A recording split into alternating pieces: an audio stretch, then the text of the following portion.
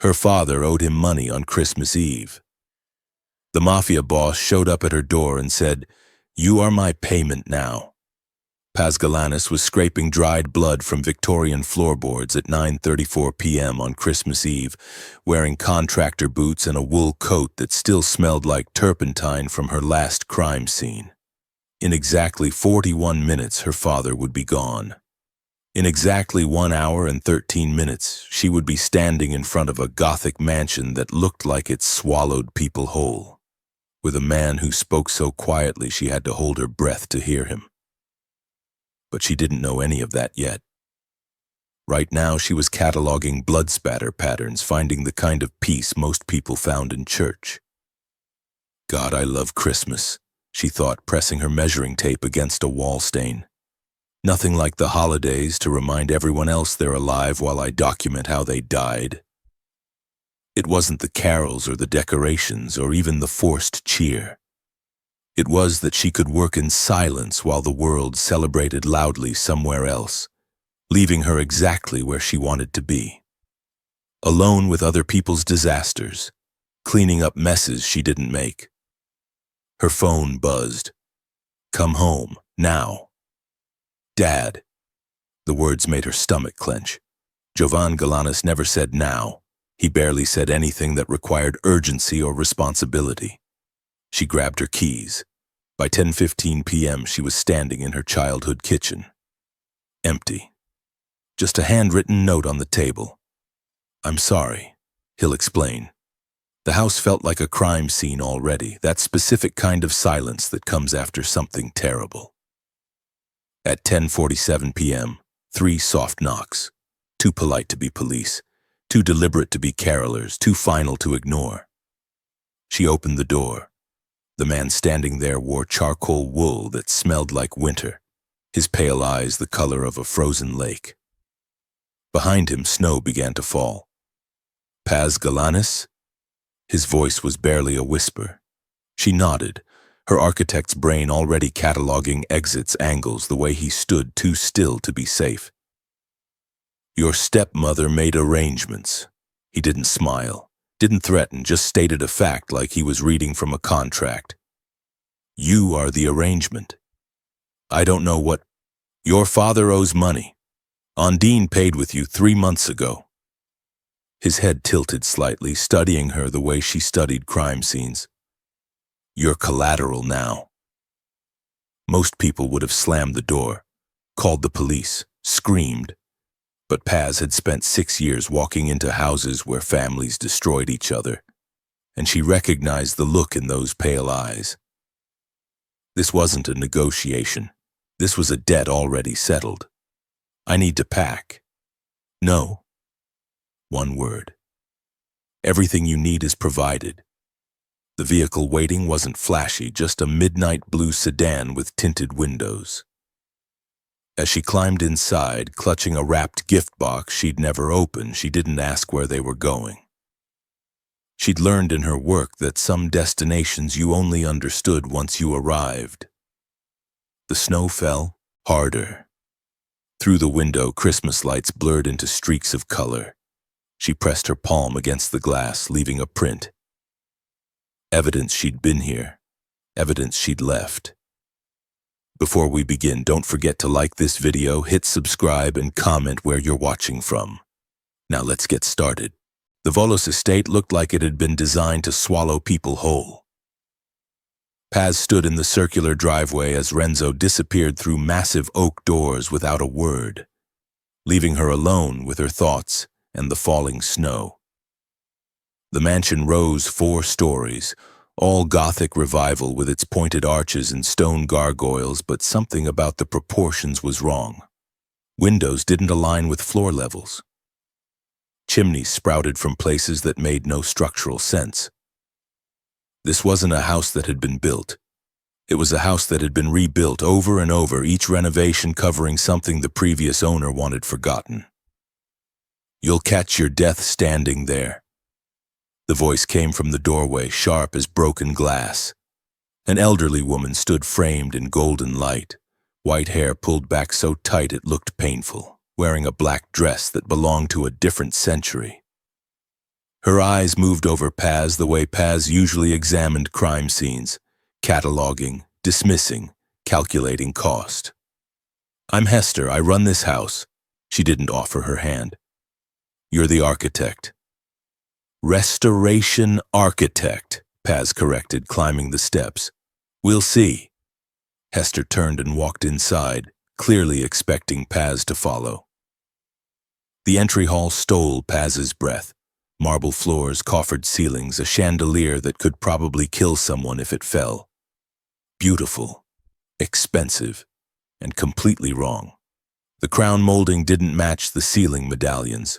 The floor pattern had been cut and restarted halfway across the room. Someone had tried to make this space look original, but Paz could see the seams where new construction met old. "Your room is third floor, east wing." Hester's heels clicked against marble. "You'll take your meals in the kitchen. You don't go into the west wing. You don't go into the basement without Maceo. You don't leave the property without Mr. Volos." "I'm not a prisoner," Paz said. Hester's smile was thin. "Of course not. You're staff." They walked through room after room, each more disorienting than the last. A library where the bookshelves didn't reach the original ceiling height. A dining room with a floor that sloped slightly, as if something beneath it had settled. A sitting room where Paz could see the faint outline of a doorway that had been plastered over, the texture still visible under layers of paint. "How old is this house?" Paz asked. "Old enough to have secrets." Hester stopped at a closed door. "The ballroom. We don't use it." Paz's fingers itched for her measuring tape, her camera, her tools. Every instinct screamed that this house was a patchwork of crimes, each renovation hiding evidence of whatever came before. She'd restored estates where murders happened, where families destroyed each other, but this was different. This wasn't one crime. This was systematic erasure. "Where's Mr. Volos?" "Handling business." Hester's expression suggested the business wasn't Paz's concern. Footsteps behind them. Renzo appeared from a hallway. Paz hadn't noticed, still wearing his charcoal wool, snowflakes melting in his dark hair. He looked at Hester, then at Paz, his pale eyes unreadable. "Show her the study." Hester's mouth tightened, but she nodded, leading Paz down another corridor. The study was small, masculine, with floor-to-ceiling windows overlooking snow-covered gardens. A drafting table had been set up near the light. Architectural plans covered its surface. Renzo entered behind them, closing the door with a soft click. He moved to the table, one finger tracing a line on the blueprints. "The city is conducting historical property assessments. We have 6 weeks." His voice was barely above a whisper. "This estate needs to pass as a legitimate restoration of a 1890s mansion. Original structure preserved, proper permits, clean lineage." Paz stepped closer, studying the plans. They were a fantasy. The house in these drawings didn't exist, at least not anymore. Someone had drawn what the mansion might have looked like before decades of renovations turned it into something else entirely. "You want me to make this?" She gestured at the plans, then at the window overlooking the actual house. "Look like this actually happened?" "Yes. That's not restoration, that's fabrication." Renzo's eyes met hers, and for the first time since he'd appeared at her door, she saw something other than cold calculation. "Everything about this house is fabrication, Miss Galanis. Your job is to make the fabrication look like truth. Why? Because if this estate fails inspection, certain investments become visible. Certain histories become accessible." He turned back to the window. "Your stepmother didn't just trade you for your father's gambling debts. She traded you because you're the only person in this city who specializes in making blood-stained houses look clean." The words hit her like a physical blow. Undine had known exactly what she was doing. This wasn't random collateral, this was surgical. "How many rooms have been altered?" Paz forced herself to focus on the technical problem. 14 major renovations, countless minor ones. How many were covering crimes? Renzo turned slowly, his expression unreadable. Does it matter? Paz looked at the blueprints, at the mansion beyond the window, at the man who spoke in whispers because he'd learned silence was safer than volume. She thought about her father's note. "I'm sorry, he'll explain," and realized this was the explanation. She'd spent 6 years learning how to erase evidence of what families did to each other. Now she'd become evidence herself, traded away like property, expected to use those same skills to clean another family's history. "It matters," she said quietly. "If you want me to do this right." Paz didn't sleep that first night. The room Hester had given her was beautiful in a suffocating way. 4-poster bed with heavy curtains, wallpaper that might have been original or might have been carefully aged to look original, and windows that didn't lock from the inside. She checked 3 times. At 6:47 a.m. she gave up on sleep and went looking for coffee. The kitchen was industrial-sized, all stainless steel and marble countertops, with Hester already moving through it like a general commanding troops. The older woman glanced up when Paz entered, her expression suggesting she'd expected this intrusion and found it tiresome. "Coffee's on the counter. Don't touch anything else." Paz poured herself a cup, black, and was halfway through it when she said, "I want to see the contract." Hester's knife stilled against the cutting board. "Excuse me?" "The contract Ondine signed. If I'm legally bound to this estate for 7 years, I want to see the paperwork." "That's not how this works." "Then how does it work?" Paz set down her cup. "Because from where I'm standing, I was traded like property without my consent. I restore buildings, not lives. If you want me to make this house pass inspection, I need to understand exactly what I'm working with." The kitchen door opened. Mateo entered and Paz felt her breath catch. She'd seen him last night when they'd arrived, standing sentinel near Renzo's office. But distance had softened the impact. Up close, he was terrifying in his formality. 6'4", built like he could break her in half, wearing a suit that probably cost more than her car. But it was his eyes that unsettled her most, dark, polite, and completely empty of anything resembling mercy. "Miss Galanis," his voice was cultured, almost gentle. "Mr. Volos would like to see you in the study now, please." The please somehow made it worse. Paz followed him through hallways she didn't recognize, past rooms she hadn't seen during yesterday's tour. The house seemed to shift when she wasn't looking, revealing new corridors and hidden doors. An architect's nightmare, a criminal's dream. Renzo stood at the drafting table where she'd left him last night, as if he'd never moved. Morning light caught his pale eyes, turning them translucent. On the table lay a leather portfolio. "You wanted to see the contract." He didn't look up. "Maceo, stay." The enforcer moved to stand by the door, hands clasped behind his back, watching with that terrible politeness. Paz approached the table. Renzo opened the portfolio with careful fingers, revealing pages of dense legal text. She started reading, her architect's brain switching to the same analytical mode she used when examining structural damage. The contract was brilliant and horrifying. Ondine had signed it 3 months ago, August 23rd, while Paz had been in Philadelphia restoring a townhouse where a father had murdered his family. The terms were ironclad. Paz Galanis would provide professional, architectural services to the Volos estate for a period of 7 years, in exchange for forgiveness of gambling debts totaling $847,000 plus accumulated interest. Her compensation would be room, board, and a stipend of $2,000 monthly. But it was the clauses in the middle that made her hands shake. Section 7. Transfer of obligation. Should the Volos family determine that Miss Galanis' services are better suited elsewhere, or should circumstances require her relocation, ownership of this contract may be transferred to approved third parties at the family's discretion. Section 11. Termination penalties. Early termination by Miss Galanis will result in immediate collection of all outstanding debts plus penalty fees of $500,000 to be paid within 30 days. Failure to pay will result in legal action against Miss Galanis and all immediate family members. Section 14. Non-disclosure.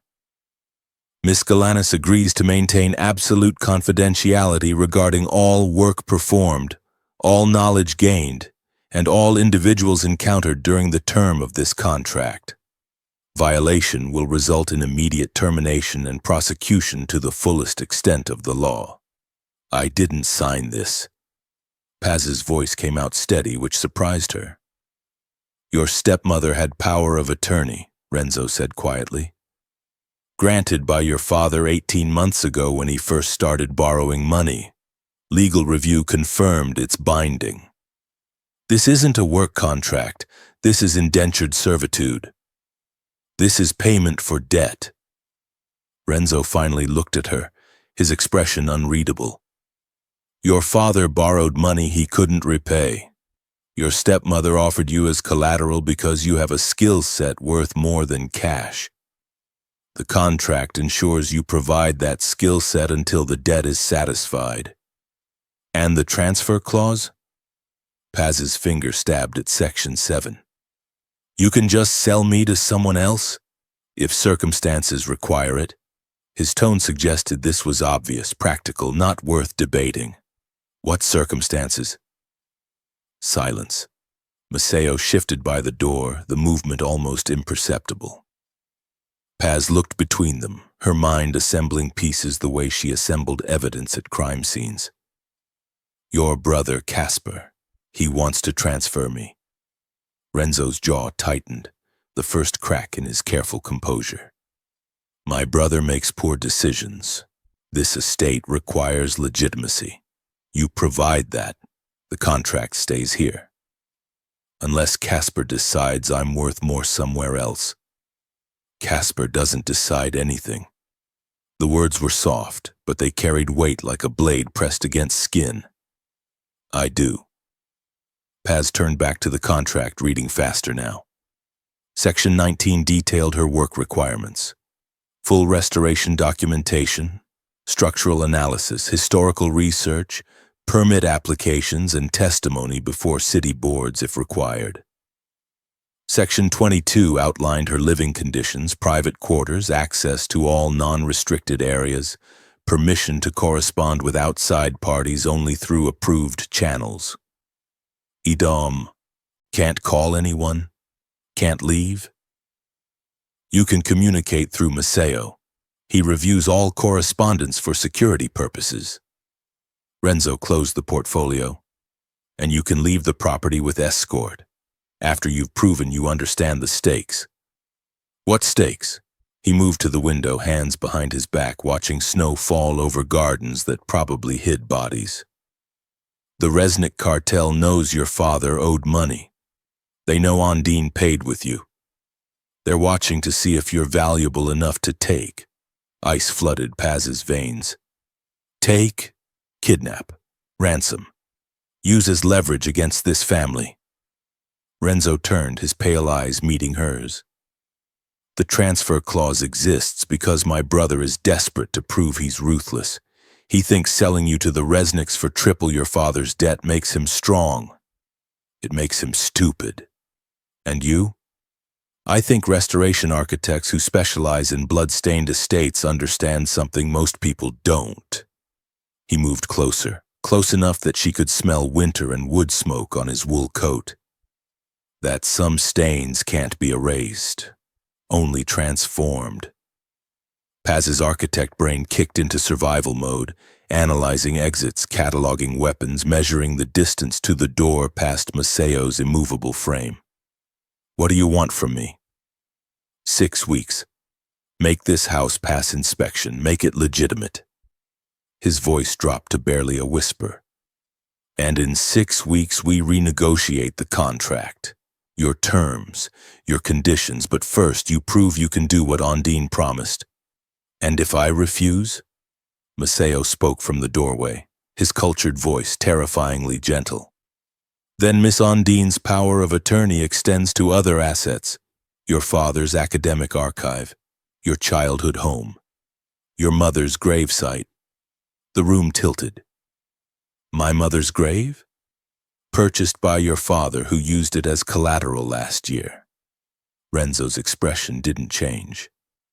Everything your family owns now belongs to their debts, including you. The only question is whether you work for us or whether Casper convinces me you're worth more elsewhere.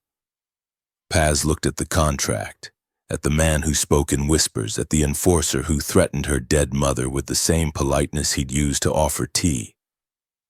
She thought about her father's note, "I'm sorry," and realized he'd known. He'd known Ondine would trade her. He'd run rather than watch it happen. When do I start? Her voice sounded far away, clinical, the same tone she used when documenting blood spatter. You already have. Renzo returned to the drafting table. Hester will provide you with the estate's historical records. Maceo will escort you through restricted areas starting tomorrow. You'll document everything, foundations, framing, every alteration made in the last 50 years. And then you make it look like none of it ever happened. He picked up a pencil, began marking the blueprints with precise strokes. Welcome to the Volos estate, Miss Galanis. Try not to become another stain we need to cover. Paz spent 3 days measuring, photographing, and documenting every altered surface in the Volos mansion. She worked in silence, Maceo shadowing her through corridors that seemed to multiply when she wasn't looking. The house was worse than she'd thought. Not just renovations covering crimes, but renovations covering crimes. A palimpsest of violence written in plaster and paint. On the 4th day, Casper found her. She was in what had once been a conservatory, now sealed off with drywall and converted into storage. Her measuring tape was extended across the floor when the door crashed open, and a man exploded into the room like a storm given human form. Casper Volos looked nothing like his brother. Where Renzo moved with deliberate quiet, Casper radiated chaos, wild dark hair, shirt untucked, eyes that couldn't focus on one thing for more than 3 seconds. He was vibrating, actually vibrating, as if his body contained too much energy for his skin to hold. So you're the architect. He circled her like a predator, too close, too fast. Ondine's little gift. Let me see. Paz stood slowly, keeping her measuring tape in hand like a weapon. I'm working. He laughed, the sound manic. You hear that? She's working, like she has a choice. Mr. Volos said, Mr. Volos. Casper's mimicry was vicious. My brother said, my brother wants. You know what my brother doesn't understand? He stopped in front of her, close enough that she could smell alcohol and something chemical. Value.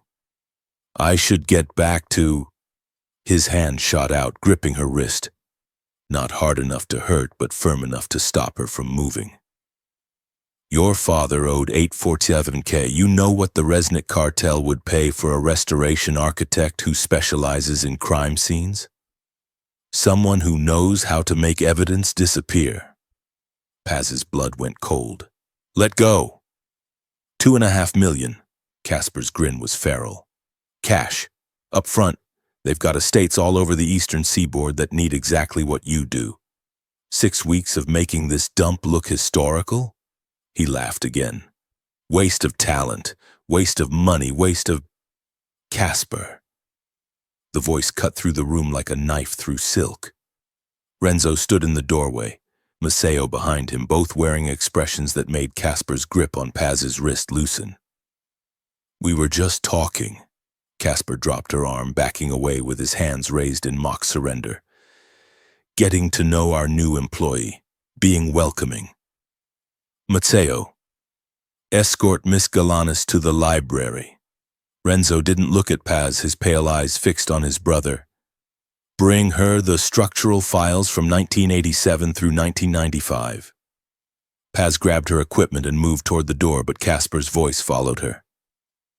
She's worth more than this house, Ren. You know it. I know it. The Resnicks know it. The door closed behind her, but not before she heard Renzo's whispered response. We're not having this conversation. Maceo guided her through hallways in silence, his massive presence somehow comforting after Casper's manic energy. When they reached the library, he pulled thick folders from locked cabinets, setting them on the reading table with careful precision. Mr. Casper is... Maceo paused, searching for words. Enthusiastic. He wants to sell me. Mr. Casper wants many things. Maceo's dark eyes met hers, polite and terrifying. What he wants and what happens are different matters. Renzo controls the contract. Mr. Volos controls everything. Maceo adjusted his cuffs, but family complicates control. Mr. Casper believes proving his ruthlessness will earn respect. He's wrong. Ruthlessness without discipline is just chaos. Paz opened the first folder, hands shaking slightly. Architectural plans from 1987 showing the West Wing before it had been gutted and rebuilt. How long has Casper wanted to transfer me? Since the moment you arrived. Maceo moved toward the door. Mr. Volos has refused 4 times, but family votes exist. If Mr. Casper convinces enough stakeholders that you're worth more elsewhere, the contract transfers. Maceo didn't confirm or deny, just offered that terrible, polite smile. I'll return in 2 hours. The West Wing files are restricted. Don't go looking for them. He left her alone with decades of documentation, each folder a map to crimes committed and covered. But Paz's mind wasn't on the files. It was on Casper's wild eyes and Renzo's whispered control and the math that said her life was worth $2.5 million to people who made evidence disappear permanently. She pulled out her phone, immediately dead. No signal, no power. Maceo's security measures apparently included jamming. The library door opened again. Not Maceo, not Casper. Renzo carrying 2 cups of coffee, moving with that unsettling quiet. My brother has no authority here. He set 1 cup in front of her, but he has connections and debts of his own. Paz wrapped her hands around the warm cup. He's already negotiated with the Resnicks. Yes. Renzo sat across from her, his pale eyes reflecting lamplight. 3 weeks ago, before you arrived, offered them a restoration architect in exchange for territory concessions. They accepted pending review. Review meaning they want to see me first. See your work, confirm your skills, ensure you're worth the investment. He sipped his coffee, expression unreadable. Casper thinks he's buying power. He's actually buying a war. Because you won't let me go. Renzo's silence was its own answer. Paz looked at him across the table, this soft-spoken man in heavy wool who ruled through whispers and carefully deployed violence. Why? Because the Resnicks don't buy people, Miss Galanis. They consume them. You'd restore their estates, and when you'd served your purpose, you'd become another stain someone else would have to cover. He set down his cup with deliberate care. This house needs legitimacy. You provide that. But more than that. He paused, something almost human, flickering across his expression. Someone who understands that stains can be transformed instead of erased is rare. Valuable in ways my brother doesn't comprehend. So I'm still collateral. Just collateral you've decided to keep. For now. He stood, moving toward the door. In 6 weeks, if this house passes inspection, the contract renegotiates. Until then, stay away from Casper. Don't go into the West Wing. And understand that my control over this family is absolute only as long as I prove it deserves to be. What happens if you can't prove it? Renzo paused in the doorway, his profile sharp against lamplight. Then my brother's chaos becomes law, and you become something the Resnicks purchase and use until there's nothing left worth transforming. He left her alone with coffee and files and the weight of being worth more dead than alive to everyone except the man who spoke in whispers and promised nothing except that some stains deserve to be remembered. Paz opened the 1987 files and started documenting, because if she was going to survive 6 weeks in a house built on erasure, she needed to understand every crime it had ever tried to hide. The West Wing was forbidden for a reason. Paz had learned this through 5 days of careful observation. Matteo never took her past the main staircase's second landing. Hester's cleaning staff avoided an entire corridor. Even Renzo's path through the house seemed to curve around certain doorways, as if the architecture itself had teeth. On the 6th night, Paz stopped sleeping and started mapping. Her room shared a wall with something, not another bedroom. The dimensions were wrong. She'd pressed her ear against the plaster at 2 a.m., listening to the hollow echo that meant empty space. A room that shouldn't exist. A room someone had carefully removed from the blueprints. At 3:17 a.m., wearing dark clothes and carrying a pen light, Paz did what every restoration architect learns not to do. She went looking for the thing everyone wanted to stay hidden. The house was different at night. Quieter but not silent. Old buildings breathed, settling and creaking as temperature shifted. She'd restored enough estates to know the sounds of normal decay versus the sounds of deliberately hidden architecture. This house was screaming secrets in every timber groan. She found the door on the 3rd floor tucked behind a decorative screen that looked ornamental but functioned as concealment.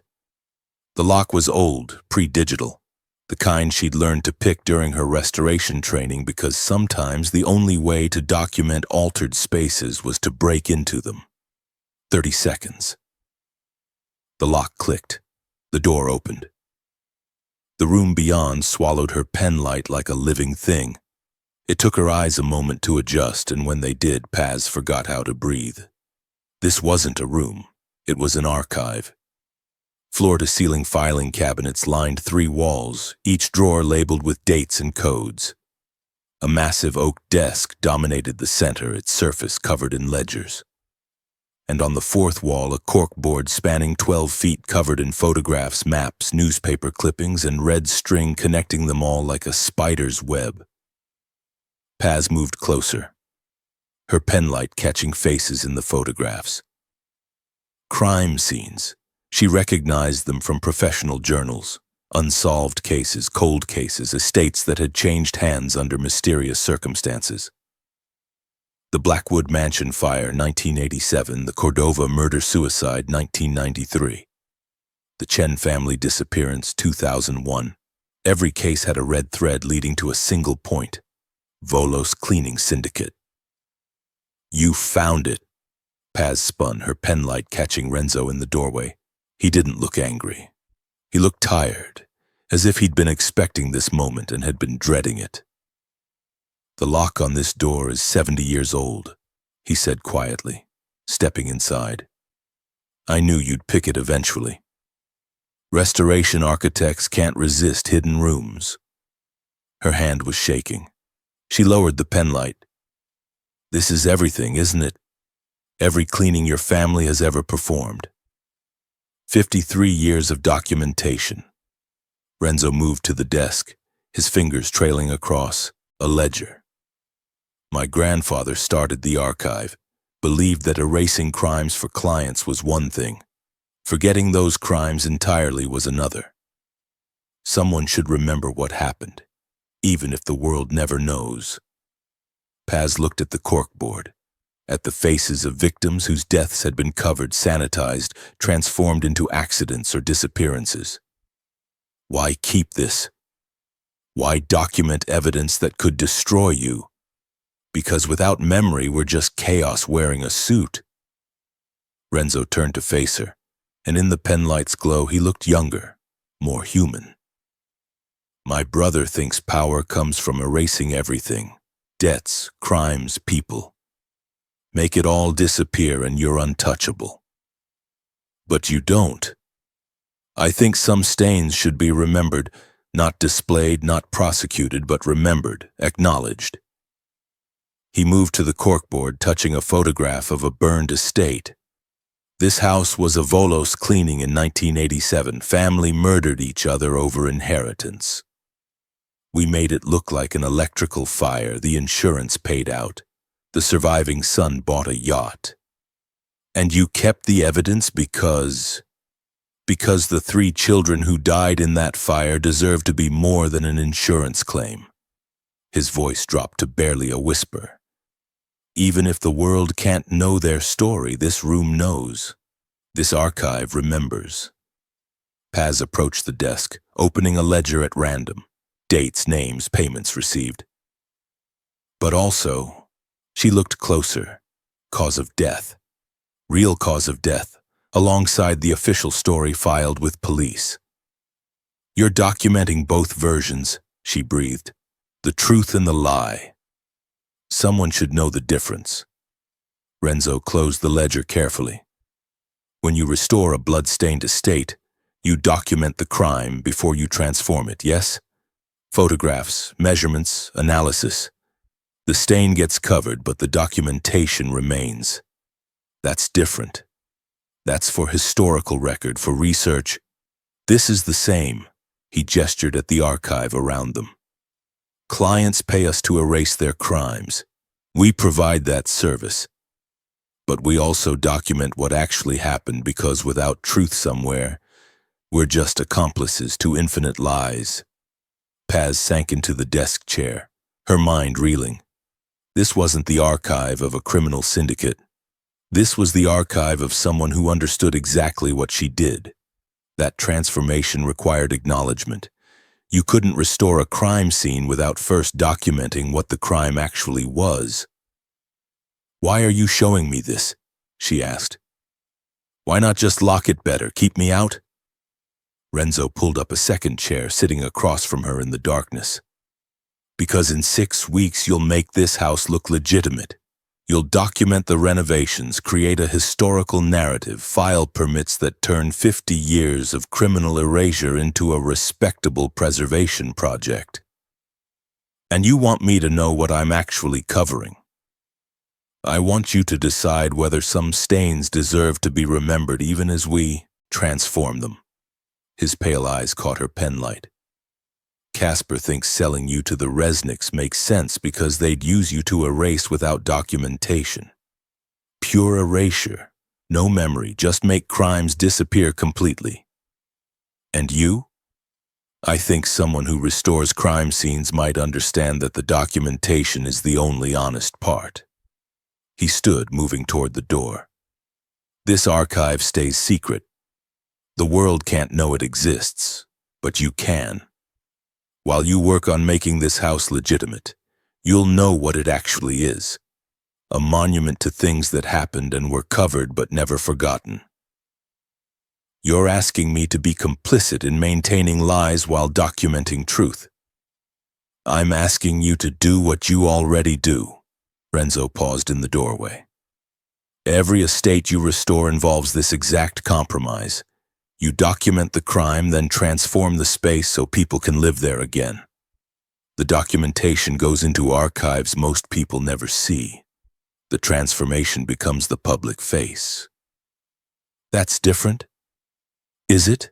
His voice was barely audible. Or is it just the same thing with different clients? He left her alone in the archive, surrounded by 53 years of documented erasure. Paz sat in the darkness, her penlight tracing red threads between crimes, and realized Renzo was right. Every restoration she'd ever completed involved this exact balance. Document the truth, transform the space.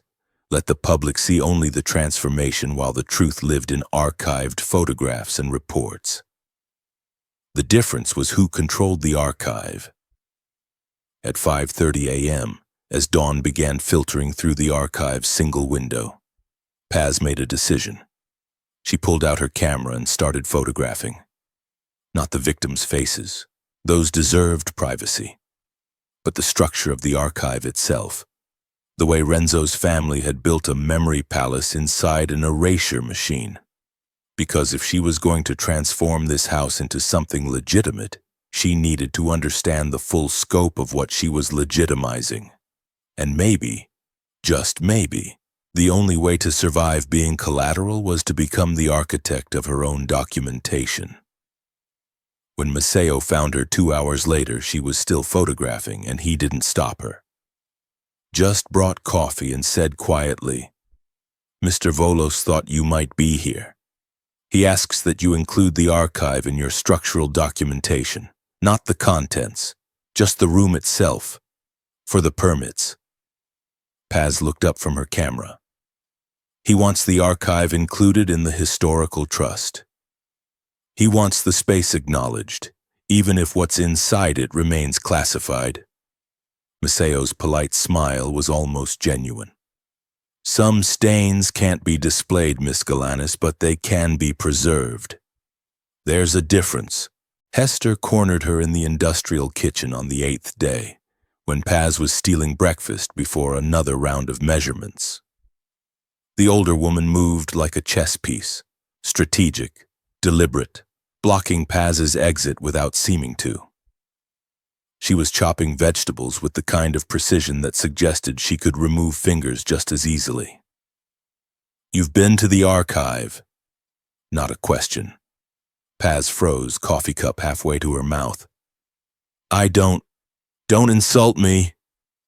Hester's knife clicked against the cutting board in rhythmic precision. "I've cleaned this house for 37 years. I know every room, every lock, every girl who's thought she could change things. I'm not trying to change anything, I'm just doing the work."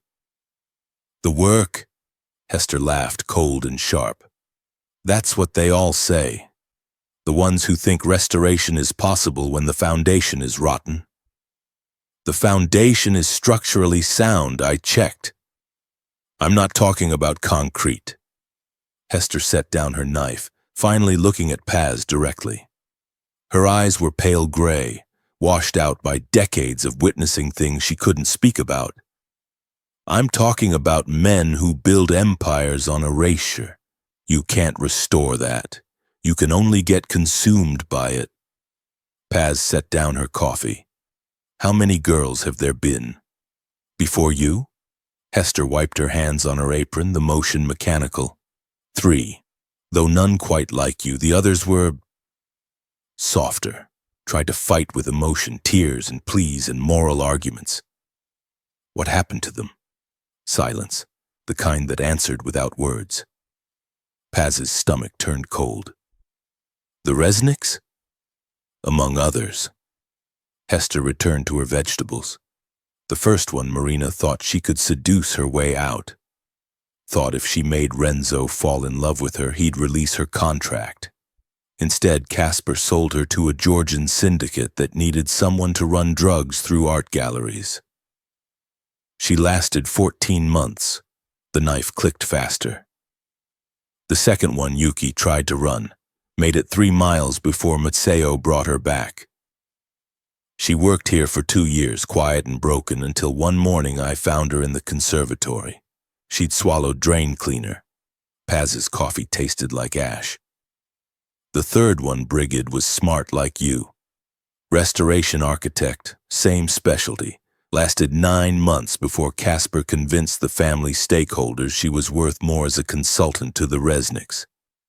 They kept her in a basement apartment in Philadelphia, using her to document properties they planned to seize. Last I heard, she'd had a stroke, 34 years old. "Why are you telling me this?" Paz managed. Hester's hands stilled. "Because you went to the archive. Because Renzo let you. Because you're not fighting with emotion, you're fighting with understanding.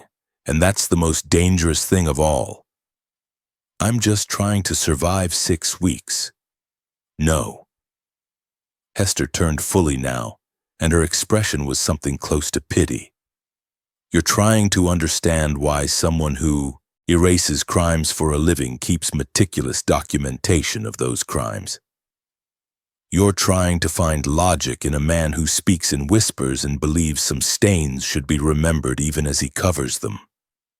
There's nothing wrong with trying to understand. Everything is wrong with it. The words cracked through the kitchen like a whip. Because once you understand, you'll think you can restore him, fix him, transform him the way you transform blood-stained estates. And that's when you'll die, Miss Galanis. Not physically, though that's possible. But the part of you that still believes documentation matters, that truth has value, that some crimes should be remembered, that part will die when you realize Renzo Volos doesn't want to be restored. He wants someone to witness what he is and stay anyway. The kitchen felt too small suddenly, walls pressing in. That's not what this is. Isn't it? Hester's smile was terrible. He showed you the archive, he let you photograph it, he's including it in the structural documentation for the historical trust. Do you know what that means? That he's being transparent about the house's complete structure. That he's telling you the truth about who he is and betting you'll transform it into something acceptable anyway. Hester picked up her knife again. That's not restoration, Miss Galanis. That's complicity with better documentation. Paz stood, legs shaking. I don't restore buildings to make them acceptable. I document what happened and build around the truth. And what truth are you building around here? The question hung in the air like smoke. Paz thought about the archive, about Renzo's soft-spoken admission that someone should remember even when the world couldn't know, about his brother's chaos versus his controlled erasure, about contracts that valued her skills more than her life, the truth that some families destroy each other systematically, she said slowly, that the destruction gets covered but never really disappears, that the covering is its own kind of violence, just slower, more architectural. Hester nodded, something like respect flickering across her face. Good, you see it. Now the question is whether you'll become part of the architecture or whether you'll document it and leave. And if I try to leave before 6 weeks, then your father's debts transfer to everyone he ever loved. Your childhood home gets seized, your mother's grave gets sold, and Casper gets his way. You go to the Resnicks and die slowly in a Philadelphia basement documenting crimes until your brain gives out from the stress. Hester returned to chopping. But at least you'll have tried. You think I should try? I think you should decide whether you're willing to die honest or live complicit. The knife clicked methodically, because those are the only options in this house. The girls who tried to fight with emotion died or got sold. The ones who tried to fight with logic got consumed by it. You're the first one who's trying to fight by understanding the architecture itself. And you think that won't work? Hester was silent for a long moment. Then, I think it might work too well. And that's more dangerous than anything else. She returned to her work, dismissing Paz without another word. But as Paz left the kitchen, Hester's voice followed her. The archive has files on this house's foundation, actual foundation, check 1962. You'll understand why restoration is impossible when you see what this place is built on. Paz spent the rest of the day working in silence, but that night she went back to the archive, found the 1962 files, opened them with shaking hands. The Volos mansion wasn't built on earth or bedrock. It was built on the demolished remains of a previous house, one that had burned down with 16 people inside during a birthday party. A criminal investigation that had been closed due to insufficient evidence. A property that had been purchased by Renzo's grandfather for a fraction of its value, the first Volos cleaning. The foundation itself was a crime. Paz sat in the archive, surrounded by documentation of 53 years of erasure, and realized Hester was right. You couldn't restore a house when the foundation was murder. You could only decide whether to document it honestly or cover it permanently. The question was, which one kept you alive longer? The dinner was scheduled for December 29th, exactly 6 days before the city's historical property assessment. Paz had spent 2 weeks documenting, measuring, and creating a narrative of architectural transformation that was technically true and ethically horrifying. The guest list terrified her more than the work. 4 city council members, 3 historical preservation board members, 2 state senators, and the deputy director of the National Trust for Historic Preservation. Renzo read the names in his whispered monotone, as if discussing a grocery list rather than the architects of Paz's legitimacy. They need to believe this estate is a faithful restoration worth protecting. They were in his study, blueprints spread across the drafting table like a battle plan. Maceo stood by the door, silent sentinel. Renzo wore slate-colored wool that made his pale eyes look translucent. "And my role?" Paz asked. "Lead architect. You'll present the restoration work, answer technical questions, demonstrate our commitment to historical accuracy." His finger traced the blueprint's annotations. "They need to see someone competent, passionate, believable. Someone who isn't collateral." Renzo's expression didn't change. "Someone who has transformed a criminal enterprise's mansion into a cultural asset worthy of public trust funding." "Yes." The dinner was formal. Black tie, 7 courses, the kind of event where power was negotiated between appetizers. Hester had overseen the transformation of the main dining room into something that belonged in a museum. Crystal chandeliers, original artwork, table settings that probably cost more than Paz's annual salary. Paz wore a dress Hester had provided, deep emerald silk that fit perfectly, which meant someone had taken her measurements without her knowing. The thought made her skin crawl even as she acknowledged it was beautiful. The guests arrived at 7 p.m. exactly. Paz stood in the restored entry hall, Renzo beside her, Maceo lurking professionally nearby. She watched politicians and preservationists enter, their expressions moving from skepticism to wonder as they took in the space. "Miss Galanis restored the coffered ceiling herself," Renzo said, his voice carrying just enough to be heard. "Discovered the original gilding beneath 7 layers of paint." This was technically true.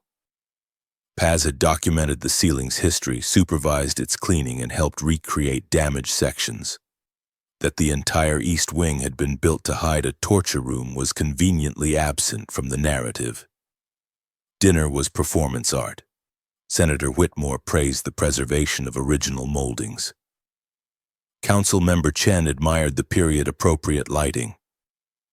Deputy Director Morrison asked detailed questions about structural reinforcement, and Paz answered with the kind of technical precision that made her sound like someone who cared deeply about historical accuracy rather than someone trying to survive a 7-year contract. Between courses, she felt Casper's presence like a storm building on the horizon. He sat at the far end of the table, drinking too much, his wild eyes tracking her with an intensity that made her lose her appetite. "The West Wing remains closed for ongoing stabilization work," Renzo was explaining to Morrison. "Miss Galanis identified foundation issues that require specialized intervention." "How fortunate that you found someone with her expertise," Morrison said, smiling at Paz. "Restoration architects who specialize in problem properties are rare." "Blood-stained estates," Casper said suddenly, his voice cutting through polite conversation like a knife. "That's her specialty, right? Houses where crimes occurred?" The table went quiet. Renzo's expression remained neutral, but Paz felt the temperature drop. "I specialize in properties with complex histories," Paz said carefully. "Estates that have experienced trauma, structural or otherwise, and require both technical restoration and historical sensitivity." "How diplomatic." Casper leaned forward, his smile feral. "But let's be honest. You restore crime scenes, make them livable again. erase the evidence while preserving the architecture. I document the evidence, Paz corrected, her voice steady. I don't erase, I transform. There's a difference. Is there? Casper's eyes glittered. Because it seems like we hired you to make this house look legitimate, to transform 50 years of renovations that were covering various incidents into a respectable historical narrative. Senator Whitmore laughed uncomfortably. I'm sure there's no such implication. Of course not, Renzo said quietly, his whisper somehow louder than Casper's chaos. My brother enjoys provocative dinner conversation. Miss Galanis's work speaks for itself. The structural documentation she's compiled is comprehensive and will be included in our application for historical trust status. All of it? Casper challenged. Every room, every alteration, every little secret this house has covered? Maceo moved slightly, a subtle shift that suggested intervention was imminent. Paz met Casper's eyes across the table and made a decision. Architecture doesn't lie, Mr. Volos. It can be altered, renovated, transformed. But the bones remain. Every change leaves evidence, tool marks, material differences, structural logic. My job is to document those changes honestly and create a narrative that acknowledges the house's evolution while preserving its historical integrity. Even when the evolution involves covering crimes. Every old house has seen death, Mr. Volos. The question isn't whether tragedy occurred, it's whether the house's transformation afterward was done with structural integrity and historical sensitivity. She paused, holding his gaze. This estate qualifies. The renovations, while extensive, maintain the original architectural framework. My documentation proves that. Morrison was nodding, impressed. That's exactly the kind of nuanced understanding we look for in restoration work. Too many architects either erase history completely or fetishize tragedy. The balance you describe is rare. It's Miss Galanis's specialty, Renzo said, his pale eyes meeting Paz's across the table. Something passed between them. Acknowledgement, perhaps, or warning. She understands that transformation and documentation aren't opposites. They're partners. The conversation shifted to safer topics: funding timelines, permit processes, historical significance ratings. But Paz felt Casper's anger like radiation burning across the table. She'd defended the house's legitimacy using the exact argument that made her valuable to the Resnicks: that she could document crimes while transforming the spaces that held them. She'd just proven Casper's point while making Renzo's case. After dessert, the guests toured the restored sections. Paz guided them through rooms she documented and transformed, answering questions with the kind of passion that was only partially performance. Because despite everything, the contract, the collateral, the crimes hidden in foundations, part of her actually cared about this house's architecture. You've done remarkable work, Morrison said as they stood in the library. I'll be recommending full trust status. This kind of comprehensive restoration deserves recognition and protection. Paz smiled, thanked her, and felt something inside her crack. Because Morrison was right, the work was remarkable. And it was all built on documented erasure. At 11 p.m., the guests departed, effusive in their praise. The moment the last car disappeared down the drive, Casper exploded. You made me look like a fool. He was in Renzo's face, vibrating with rage, sitting there defending this farce, making them believe. I made them believe the truth, Renzo said quietly. That this house has been transformed professionally and deserves historical protection. And what about her value? What about the Resnicks? Casper grabbed Paz's arm, yanking her forward. You just watched her prove she can legitimize any crime scene, make any atrocity look respectable. That's worth millions. Let go of her. Renzo's voice dropped to barely a whisper, but the threat in it was nuclear. Casper laughed wildly, but released her arm. Family vote, brother, that's how this works, and I've got enough stakeholders who agree that she's worth more elsewhere. When? New Year's Eve. Casper's grin was manic. The Resnicks want to meet her, see her work, make their own assessment, and if they like what they see, and they will after tonight's performance, the contract transfers. Over my dead body. That can be arranged. Casper moved toward the door, pausing to look back at Paz. Enjoy your last few days as a Volos employee, Miss Galanis. The Resnicks run a very different kind of operation. But don't worry.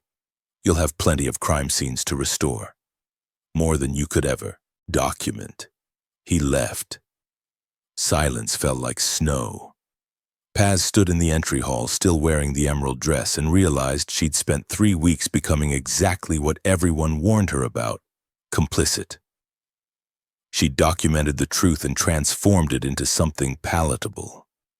She'd made a house built on murder look worthy of historical protection. She'd become the architecture of erasure itself. He's wrong, Renzo said quietly. The transfer won't happen.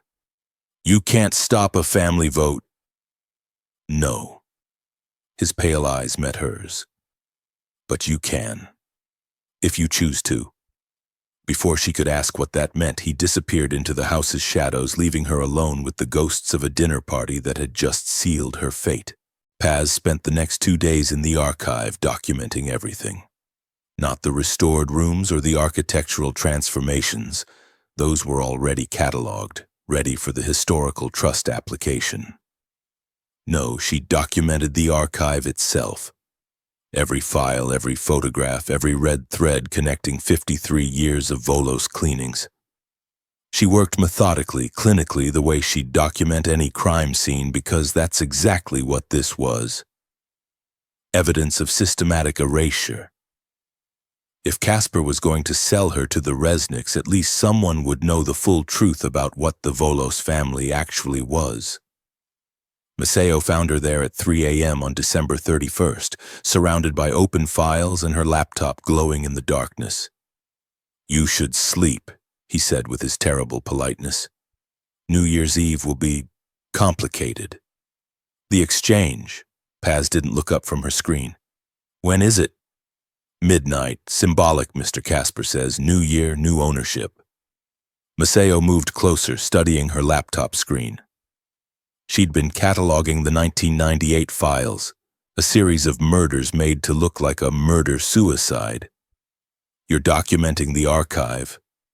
Someone should know what this place actually is. Mr. Volos already knows, that's why he keeps it. I mean someone outside this house. Paz finally looked up. If I'm being transferred to people who make evidence disappear completely, then this archive, this record of crimes that were at least documented even as they were covered, should exist somewhere they can't erase it. Maceo was quiet for a long moment. Then, you're thinking like Mr. Volos now. Preservation through documentation, even when the documentation itself must be hidden. I'm thinking like someone who's about to become evidence herself. Paz closed her laptop. Tell me the truth, Maceo. What happens to Volos contracts when they get transferred to the Resnicks? His expression remained professionally neutral, but something flickered in his dark eyes. The Resnicks don't believe in archives, Miss Galanis. They believe in utility. When utility expires, so does the contract holder. How long do I have? Previous transfers? 18 months average. Some lasted longer if they proved exceptionally valuable. Others? He didn't finish. Marina lasted 14 months. Brigid is alive but had a stroke at 34. Paz's voice was steady, clinical. What about the ones who didn't get named? How many Volos contracts has Casper transferred? 7. Over 12 years. Matteo adjusted his cuffs, a tell that suggested this conversation disturbed even him. Mr. Renzo has opposed every transfer. Mr. Casper has won 4 votes. You would be the 5th. Why does Renzo keep losing? Because the stakeholders see profit, not people. Because Casper argues that transformation is weakness, that true power comes from complete erasure, not documented covering. Matteo moved toward the door. Mr. Renzo argues that documentation is insurance, that someday the world changes and the archive becomes protection instead of evidence. But that's a long game. Stakeholders prefer immediate returns. And tonight Mr. Casper has secured enough votes to force the exchange. The Resnicks will arrive at 11 p.m. They'll assess your work through the historical trust documentation, interview you, verify your skills. If they're satisfied, the contract transfers at midnight. And Renzo? Matteo's expression was unreadable. Mr. Renzo has been in his study for 18 hours. He hasn't eaten, hasn't slept. He's calculating something, Miss Galanis. When he calculates this quietly, people usually die. After Matteo left, Paz sat alone in the archive, surrounded by 53 years of documented crimes, and realized she had one move left. One piece of information that neither Renzo nor Casper nor the Resnicks knew she possessed. She knew this house's complete structural architecture. Every hidden room, every secret passage, every architectural alteration made to cover crimes. She'd spent 3 weeks documenting it all, mapping it, understanding how the house itself was a weapon of erasure. If she was going to survive the night, she needed to become part of that architecture. The Resnicks arrived at exactly 11 p.m., 3 black SUVs with tinted windows that screamed organized crime pretending at legitimacy. Paz watched from a second-floor window as they emerged. 4 men in expensive suits moving with the kind of casual violence that suggested they'd killed people before breakfast. The lead figure was tall, silver-haired, wearing a camel coat that probably cost more than her childhood home. Victor Resnick. She'd researched him after Casper's first threat, former Soviet military intelligence now running a property acquisition and management firm that specialized in seizing distressed assets and making the owners disappear. Casper met them at the door, practically vibrating with excitement. Even from this distance, Paz could see his manic energy, the desperate need to prove he was ruthless enough to deserve respect. Miss Galanis. Hester appeared in the hallway, her expression softer than Paz had ever seen it. They're asking for you. I know. There's a car waiting. Back service entrance. Matteo arranged it. You could run.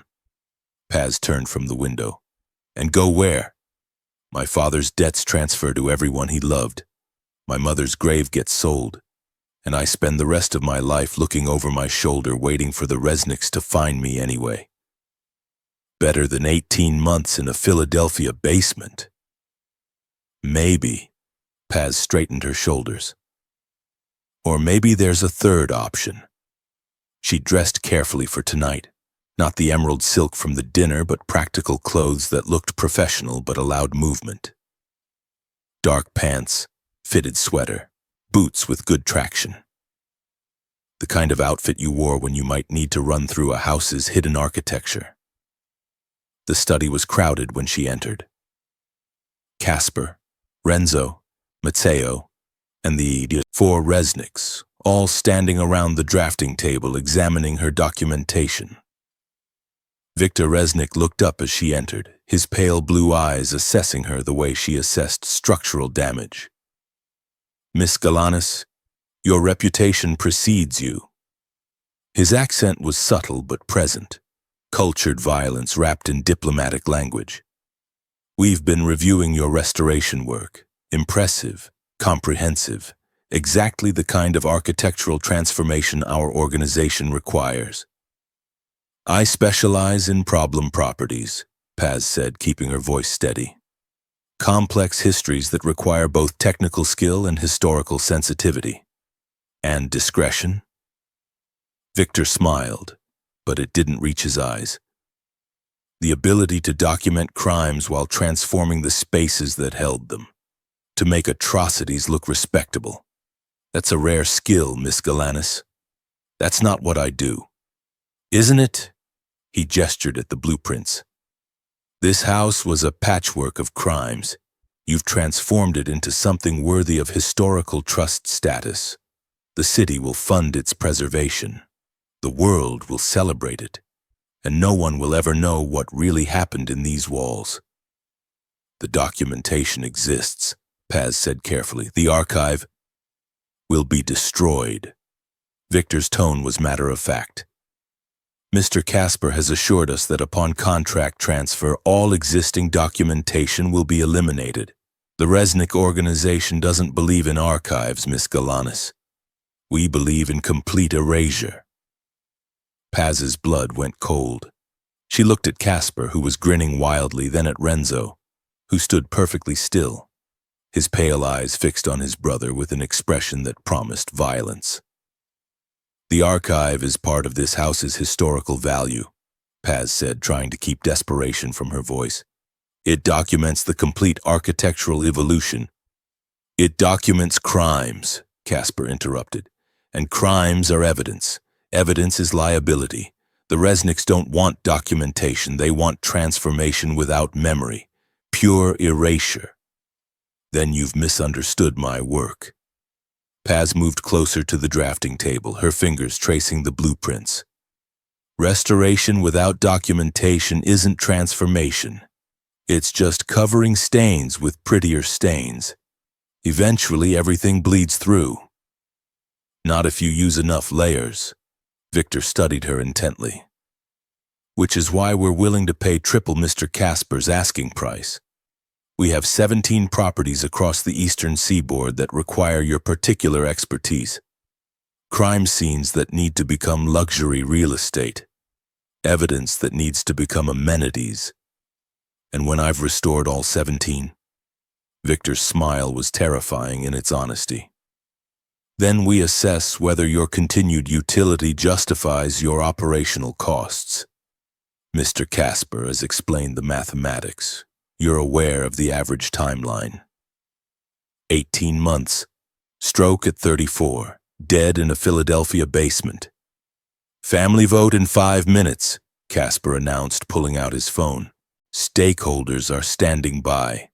Once they confirm the transfer, the contract goes to the Resnicks at midnight. New year, new ownership, new opportunities for everyone. Renzo finally moved, a subtle shift that drew every eye in the room. There won't be a vote. You can't stop it, Casper said, but uncertainty crept into his voice. I have the numbers.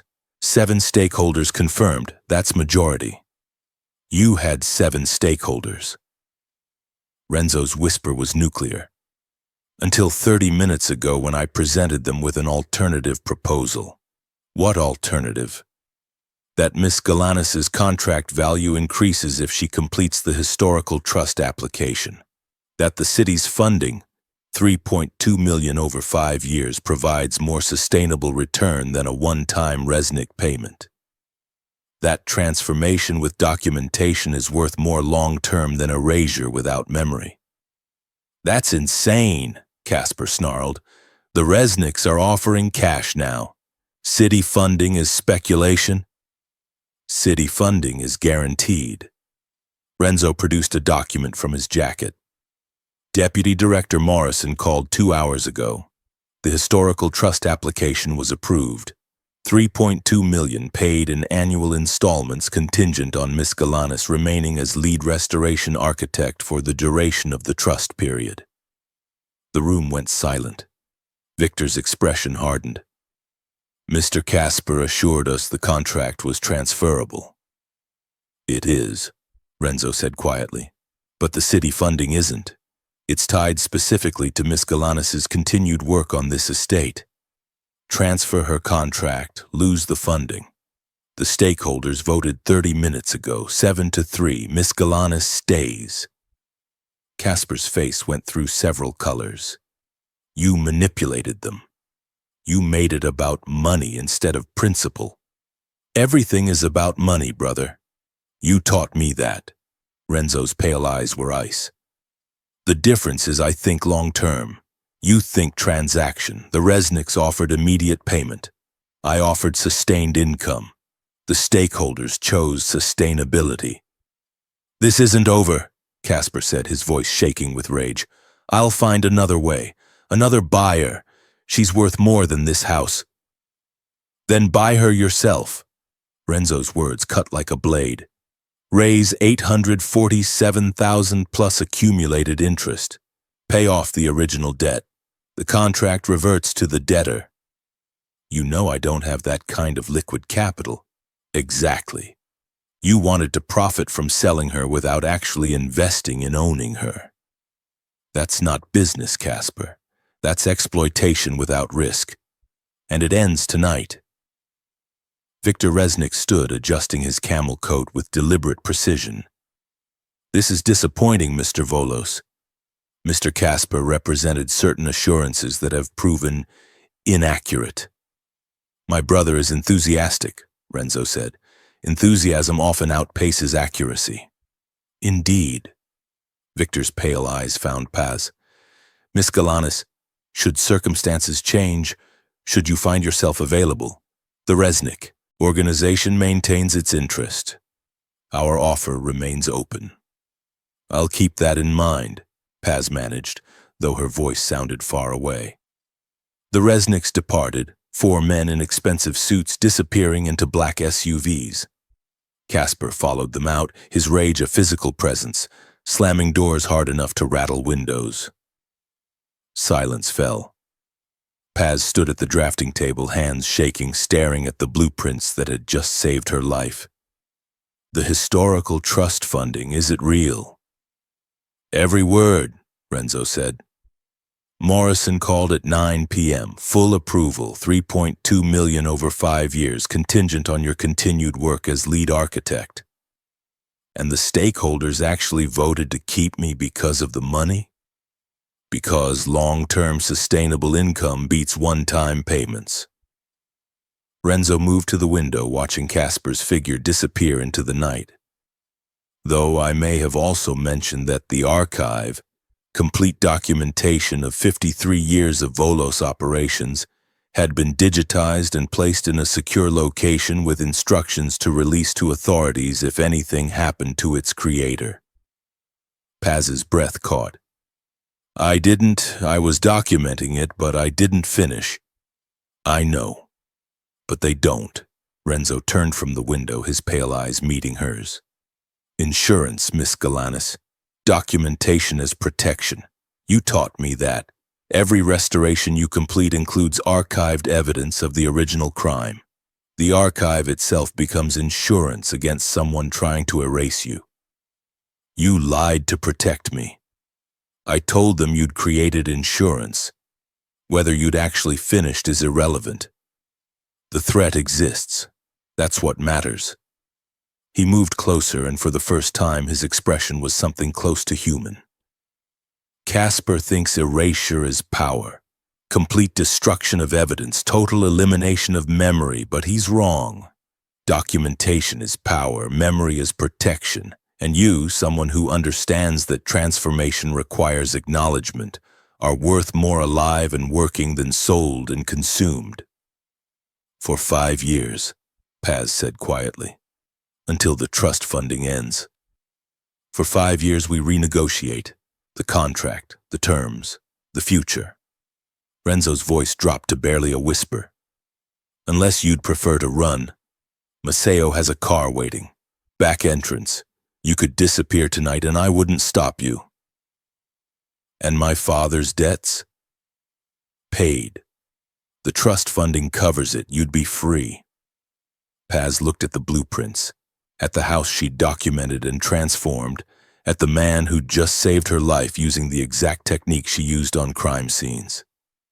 Documentation as insurance, memory as protection. If I stay, do I get access to the archive? Complete access. It's part of your restoration documentation now. And the West Wing? The sealed rooms? Everything. Renzo moved back to the window. 6 weeks ago, I brought you here as collateral. Tonight, you became the architect of something that might actually deserve the word restoration. The question is whether you want to continue building it. Outside, snow began to fall. Midnight approached. New year, new terms, new choices. Paz thought about Hester's warning. That understanding was the most dangerous thing. About the 3 women who'd come before her, consumed by this house in different ways. About 18 months in a Philadelphia basement versus 5 years transforming something that might actually matter. I have conditions, she said finally. Name them. The contract gets rewritten. 7 years reduced to 5, matching the trust period. Monthly stipend increases to $5,000, and the transfer clause gets removed completely. No one can sell me, trade me, or relocate me without my explicit written consent. Renzo was quiet for a long moment. Then, agreed. Anything else? Casper doesn't come near me, ever. If he tries, the deal's off and I release the archive documentation myself. He's being reassigned. Eastern Europe operations. He leaves in a week. And one more thing. Paz moved closer to the window, standing beside him, watching snow cover the estate's dark gardens. The archive stays intact, no matter what. Complete documentation of every cleaning, every crime, every transformation. Because if I'm going to legitimize this house's public face, someone needs to maintain its private truth. The archive is yours, Renzo said quietly. To maintain, to document, to protect. Because you're right, transformation without memory isn't restoration. It's just prettier erasure. They stood together in silence as midnight approached, 2 people who understood that some stains deserved to be remembered even as you transformed the spaces around them. Outside, church bells began to ring. New year, new contract, new architecture built on old crimes. Paz Galanis, restoration architect, had just become something more dangerous than collateral. She'd become the keeper of institutional memory for a criminal empire trying to legitimize itself. And for the first time since Christmas Eve, she wasn't sure whether she'd been saved or whether she'd chosen a slower kind of consumption. But at least she'd chosen it herself. 3 days into the new year, Casper made his move. Paz should have seen it coming.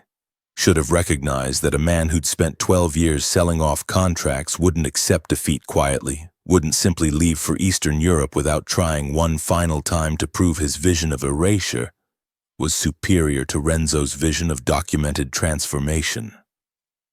But she'd been focused on the work, revising the new contract with Renzo, documenting the final rooms for the historical trust, creating the comprehensive archive of the estate's complete transformation. She'd let her guard down for exactly 36 hours. That was all Casper needed. It started with a phone call at 3 a.m. on January 3rd. Not to Paz directly. Her phone still had no signal. Maceo's security measures remained in place. No, Casper called the house's main line, and Hester answered with the kind of efficiency that suggested she'd been expecting this. Paz heard the commotion from her third-floor room. Raised voices, footsteps running, doors slamming. She grabbed her robe and found Maceo in the hallway, his expression more terrifying than she'd ever seen it. Pack. Now, 5 minutes. What's happening? Mr. Casper has arranged an exchange despite the vote. The Resnicks were a distraction. He's been negotiating with a third party, a Slovenian cartel that specializes in human trafficking disguised as labor contracts. They're less interested in your restoration skills and more interested in the documentation methods you could teach their organization. Paz's blood turned to ice. Where's Renzo? Handling it. But they're already on the property. 2 vehicles, 8 men, heavily armed. Mr. Casper let them through the gate 20 minutes ago. Maceo grabbed her arm. urgency breaking through his usual politeness. The new contract isn't signed yet. Legally, you're still under the old terms. That means the transfer clause is still active. If they take you off this property before Renzo can invalidate the exchange, you're gone. I'm not leaving the house. Miss Galanis, I've spent 3 weeks mapping every hidden room, every secret passage, every architectural alteration in this estate. Paz pulled free from his grip. You want me to run? Fine. But I'm running through the house itself. Let them try to find me an architecture I've documented and they don't even know exists.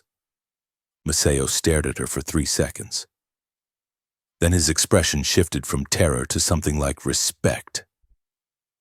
The West Wing, 3rd floor. Room 347, it's not on any blueprint. Renzo had it sealed in 1998. But if you've been documenting alterations, I know exactly where it is. Paz was already moving, heading for the stairs. And I know the 3 passages that connect to it. How long can you buy me? Until Renzo neutralizes Casper's authority to authorize transfers. Could be 20 minutes. Could be 2 hours. Maceo pulled out his phone. I'll track your location through the security system. If they get close, I'll redirect them. And if Renzo can't stop this? Maceo's expression was grim. Then we extract you through the basement tunnels and you disappear permanently. New identity, new country, new life. Mr. Renzo has contingencies. Of course he does. Paz reached the 2nd floor landing, already calculating routes. Tell him the archive documentation is stored in 3 separate locations. If anything happens to me, it releases automatically. That's not actually true. It will be in about 15 minutes if you let me access a computer with internet. She paused, looking back at him. Insurance, Maceo. Documentation is protection. Renzo taught me that tonight. He taught you 3 days ago. You learn fast. Maceo disappeared down the main stairs, moving toward the sound of voices at the front entrance. 15 minutes, Miss Galanis, make them count. Paz ran. The West Wing was forbidden territory, but she'd documented it anyway through architectural analysis and structural logic. You couldn't seal a room without leaving evidence. Bricked doorways, altered floor plans, HVAC systems that served spaces that supposedly didn't exist. She'd spent hours mapping the negative space, creating blueprints of what the house had been before Renzo started covering his family's crimes. Room 347 had been a study originally, then a storage room. Then, according to utility bills and heating patterns, something that required temperature control and soundproofing.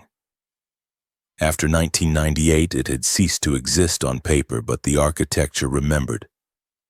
The entrance was behind a bookshelf in what was now listed as Room 345. Paz found the trigger mechanism, a decorative panel that pressed inward, and the shelf swung open with barely a sound. Someone maintained these passages. Someone wanted them functional. She slipped through, pulling the shelf closed behind her. The passage was narrow, dark, and smelled like old wood and older secrets. Her phone's flashlight illuminated stone walls and a ceiling so low she had to duck. This was original architecture, pre-renovation, the house's bones exposed. She moved quickly, counting steps, using her documented measurements to navigate. Behind her, she heard voices. Male speaking in accented English, coordinating a search. They'd reached the 2nd floor already. Casper's voice rose above the others, manic and desperate. She's here somewhere. Find her. The Slovenians are paying $3 million for her and her documentation methods. She doesn't leave this house without being in their vehicle. $3 million, triple what the Resnicks had offered. No wonder Casper had been so desperate. Paz reached an intersection, 3 passages branching in different directions. Left led to the basement archive. Right led to the 1st floor conservatory. Straight led to room 347 and the network of sealed spaces beyond. She went straight. The passage opened into a small room that hadn't existed on any blueprint she'd been given. It was furnished. A chair, a table, a cot with blankets. Someone's hiding place or someone's prison. The walls were covered in scratches, tick marks counting days. She didn't want to know whose.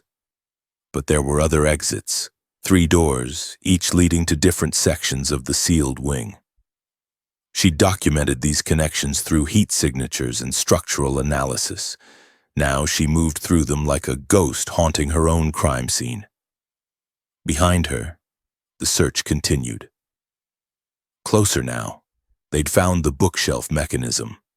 Paz ran through a series of connected rooms that shouldn't exist, each one a chapter in the house's hidden history. A room with chains bolted to the walls. A room with medical equipment that looked surgical. A room that was just blood-stained concrete, nothing else. The stain so old it had become part of the foundation. She understood now why Renzo kept the archive. These rooms were his inheritance, his family's violence made architectural. The archive documented the crimes. The sealed rooms contained them. And Paz was running through 50 years of Volos history trying not to become its next chapter. Her phone buzzed. Text from Maceo somehow reaching her even in these sealed spaces. Renzo invalidating transfer now. Hold position 5 minutes, but 5 minutes might be too long. She could hear them in the passages now, multiple sets of footsteps, coordinating their search pattern. They had blueprints, probably Casper's copies. They knew the house's official architecture, but they didn't know its secrets. Paz reached the archive room, the one Renzo had shown her on her 8th night. She documented it, photographed it, created a comprehensive record of its contents. But she'd also noticed something during her work. The archive room had a chimney. Not a functional chimney. It had been sealed decades ago. But the structure remained. And chimneys were vertical passages designed to move things from one floor to another. With enough motivation and very little regard for personal safety, a person could climb one. She pushed the massive desk aside, revealing the sealed fireplace. The grate came loose with effort. Behind it, darkness rose upward like a throat. Footsteps outside the archive door. A voice. "This room isn't on the blueprint, check it." Paz climbed into the chimney. The space was barely wide enough for her body. Ancient soot covered every surface, and the walls were rough stone that scraped her hands as she climbed. But there were metal rungs. Old, probably original to the house, installed for chimney sweeps. They held her weight. She climbed in darkness, counting floors. 1st story, 2nd story. The chimney branched here. Multiple flues serving different rooms. She could hear the search below, voices echoing up the vertical passage, but they sounded distant, confused. They'd found the archive, and they were discovering exactly what Renzo had been protecting. A voice, heavily accented. "What is this place?" "These files. They document crimes. Our crimes. Resnick operations, Volos operations, everyone's operations." Casper's manic laugh. "That's the point. Insurance. My brother's insurance. He documents every cleaning, every erasure, every crime his syndicate and its partners commit. Perfect blackmail material if he ever needs leverage. This is evidence. This could destroy everyone." "Exactly. Which is why the architect who created this system is worth $3 million. She doesn't just restore crime scenes, she documents them comprehensively. Imagine what the Slovenian organization could do with someone who could create archives like this for leverage purposes. Paz climbed faster. 4th floor now, nearing the roof. Her hands were bleeding from the rough stone, her shoulders screaming from the confined space. But she could see light above. The chimney opened into an attic space. Below, chaos erupted. A gunshot, then another, shouting. Maceo's voice, coldly polite. Gentlemen, you're trespassing on private property. I must insist you leave immediately. Then Renzo's whisper, somehow audible even from 4 stories up. Casper, you have 30 seconds to call off this exchange before I execute you myself. Paz pulled herself out of the chimney and into the attic. It was vast, cold, filled with the accumulated junk of decades. But there were windows, small dormer windows that overlooked the estate grounds. Through them she saw vehicles, multiple police cars, lights flashing, and a single black sedan that looked familiar. Her phone buzzed again. Maceo. Come to the front entrance, it's over. Renzo had FBI on standby. Casper's being arrested. Paz made her way down through the main attic stairs, emerging onto the 4th floor hallway covered in soot, hands bleeding, but alive. Maceo met her at the 3rd floor landing, his expression shifting from relief to horror at her appearance. You climbed the chimney, he said, almost awed. The sealed chimney that hasn't been used in 40 years. Architecture doesn't lie, Paz said, echoing her own words from the dinner. Every structure has logic. You just have to understand it. They descended together. At the front entrance, she saw Casper in handcuffs, screaming about betrayal while FBI agents read him his rights. The Slovenian cartel members were already in vehicles being processed for trafficking charges. And Renzo stood in the doorway, perfectly still in his charcoal wool, watching his brother being taken away. His pale eyes found Paz, taking in her soot-covered state, her bleeding hands, her survival. You used the architecture, he said quietly. You gave me 3 weeks to document it. I'd be a terrible restoration architect if I didn't understand how to navigate my own structural analysis. Something flickered across his expression. Respect, or recognition, or maybe just acknowledgement that she'd just proven exactly what he'd argued to the stakeholders. That documentation was power. That understanding. Architecture was survival. That transformation without memory was just prettier erasure. The new contract, he said, pulling a document from his jacket. Sign it now, before any other family members get creative. Paz took the papers, read them quickly despite her shaking hands. Everything she'd demanded, 5 years, 5,000 monthly, no transfer clause, complete archive access. But there was one new addition. Section 23, Emergency Protocols. Should Miss Galanis's safety be compromised due to internal family conflicts, she is granted full autonomy to utilize any and all property resources for self-preservation, including but not limited to sealed architectural spaces, archived documentation, security systems, and extraction protocols. This authority supersedes all other contractual obligations. You're giving me permission to use the house against your family, she said. I'm acknowledging that you already can. Renzo handed her a pen. Tonight proved it. You navigated sealed rooms, climbed abandoned chimneys, and survived a coordinated extraction attempt by understanding this estate's architecture better than the people who've lived here for decades. That's not collateral, Miss Galanis. That's power. Paz signed the contract with bleeding hands, creating a legal document that was half restoration agreement and half mutual insurance policy. As FBI vehicles departed with Casper screaming threats, Renzo turned to her one final time. The archive room, they saw it. The Slovenians, the FBI. It's compromised. I know. Paz looked up at the mansion, this Gothic pile of documented crimes.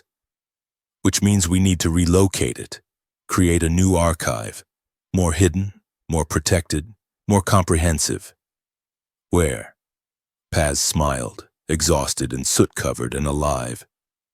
The sealed chimney network, 40 vertical feet of space that officially doesn't exist, connecting every floor, inaccessible to anyone who doesn't understand the architecture. Make it climate-controlled, digitize the documents. create the most protected archive of institutional memory that's ever existed inside the thing it's documenting. Renzo studied her for a long moment. Then, "You're not restoring this house anymore, are you? You're transforming it into something new. A monument to crimes documented but not forgotten. A house that remembers even as it transforms. An architecture of truth hidden inside legitimacy." Paz looked at her bleeding hands, at the contract that made her the keeper of 53 years of Volos history. "That's what restoration actually is, Mr. Volos. Not erasing the past, not even covering it, but building something new that acknowledges what came before, holds space for that memory, and transforms it into something that might actually deserve to exist. And if the world discovers what we're preserving, then we'll have comprehensive documentation proving we never forgot what this place was built on." Paz turned toward the house. "That's better than most institutions can claim." She walked back inside, leaving bloody handprints on the doorframe. Evidence of her survival. Evidence of her transformation from collateral to architect to something else entirely. The house seemed to breathe around her, settling into its new purpose. Not erasure, not forgetting, but documented transformation. The kind of restoration that required understanding that some stains deserve to be remembered even, especially, when you were building something new on top of them. New Year's morning arrived cold and clear, the kind of crystalline January day that made everything look like it belonged in a photograph. Paz stood in what would become the new archive room, the sealed chimney network, now being retrofitted with climate control, fireproofing, and digital infrastructure, and watched workers carefully install preservation equipment. Casper was gone, not just arrested, but erased from Volos operations entirely. Renzo had been thorough, criminal charges for trafficking conspiracy, family vote stripping him of all business authority, permanent exile from estate property. The stakeholders had voted unanimously after the FBI raid revealed he'd been negotiating with 3 separate organizations, each promised different contracts, each paid deposits he'd pocketed personally. "It's not enough," Hester had said the morning after, watching police vehicles finally clear out. "He'll be back. Men like him always come back." But Paz wasn't sure, because Casper's currency had been erasure, complete destruction of evidence, total elimination of memory. And Renzo had used documentation to destroy him. The FBI raid hadn't been random. It had been coordinated with archived evidence of Casper's previous transfers, his negotiations, his trafficking connections. Insurance, weaponized.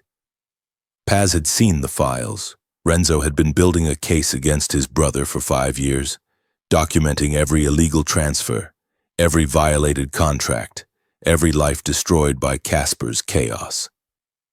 Not to prosecute, that would destroy the family, but to neutralize, to prove that documentation was a more powerful weapon than erasure. It was the most Renzo thing she'd ever seen, using the archive against the person who wanted to destroy it. "The contractors say 3 weeks for full installation," Maceo reported, appearing at her elbow with his usual unsettling silence. 4 weeks if we want redundant systems. Mr. Volos prefers redundancy." "Of course he does." Paz studied the blueprints spread across a makeshift table. The chimney network was perfect. 40 vertical feet of space connecting all 4 floors, inaccessible except through hidden entrances she'd documented, virtually invisible to anyone who didn't know the architecture intimately. "We'll need separate climate zones for paper versus digital, and a fail-safe if the main systems are compromised. The basement tunnels connect to city infrastructure. We can run independent power if needed." Maceo's dark eyes met hers. "You're building something permanent, something that will outlive all of us.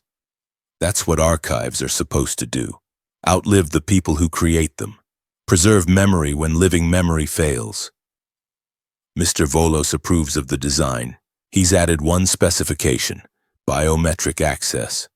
Only 3 people will be able to enter: himself, yourself, and one trustee from outside the family. Who? Deputy Director Morrison, from the National Trust for Historic Preservation. She doesn't know what's actually stored here, just that it's part of the estate's historical documentation. But she's agreed to serve as external oversight. If anything happens to you or Mr. Volos, she can access the archive. Paz turned slowly. That means Morrison becomes insurance. Exactly. If someone tries to destroy the archive, they have to involve an outside party. Someone with no connection to Volos operations, no leverage to silence. Maceo almost smiled. It's elegant.